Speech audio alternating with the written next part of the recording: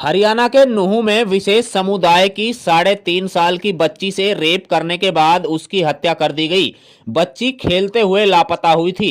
शनिवार देर रात उसका शव पहाड़ पर खून से लथपथ हालत में मिला। बच्ची के हाथ पैर टूटे हुए थे। सूचना मिलते ही ग्रामीण पहाड़ पर पहुंचे। इसके बाद पुलिस को सूचना दी गई। फोरेंसिक टीम को भी मौके पर बुलाया गया। साक्ष्य इकट्ठा करने के बाद पुलिस ने शव को कब्जे में ले लिया है। पुलिस ने आरोपी को गिरफ्तार कर लिया है। वहीं पुलिस आरोपी से गहनता से पूछताछ में जुटी हुई है। खेलते हुए लापता हुई थी मासूम। पिनंगवा थाना क्षेत्र के गांव में रहने वाले व्यक्ति ने बताया कि उनकी 3.5 साल की बच्ची शनिवार घर के आंगन में खेल रही थी। शाम करीब 4 बजे गांव का ही एक युवक उनकी बेटी को लालच देकर अपने साथ ले गया। इसके बाद बेटी घर नहीं लौटी। उसकी तलाश की गई लेकिन कोई सुराग हाथ नहीं लगा। गांव की मस्जिद में भी ऐलान कराया गया।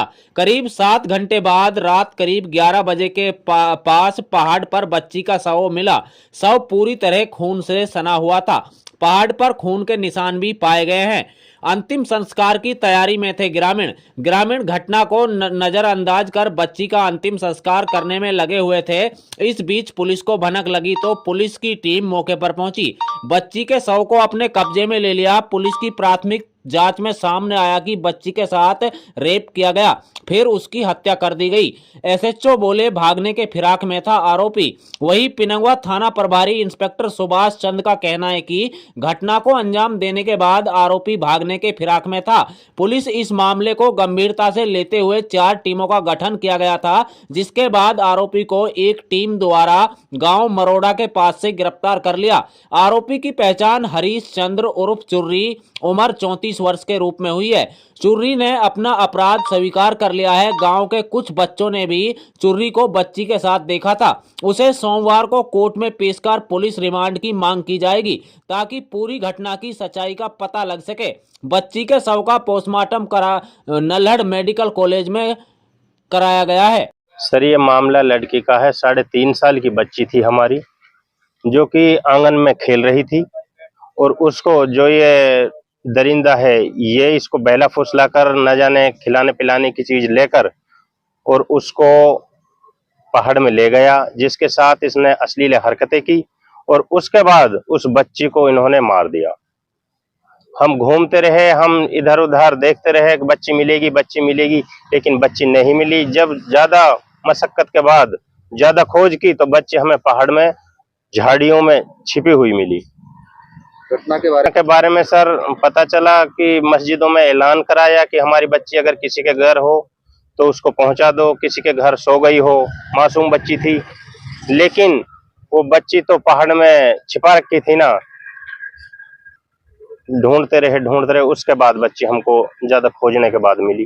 पुलिस को शिकायत दी है, क्या कार्रवाई पुलिस ने अब तक की है? पुलिस शिकायत कर रही है, लेकिन पुलिस से हमें संतुष्ट हैं। पुलिस उचित कार्रवाई करेगी।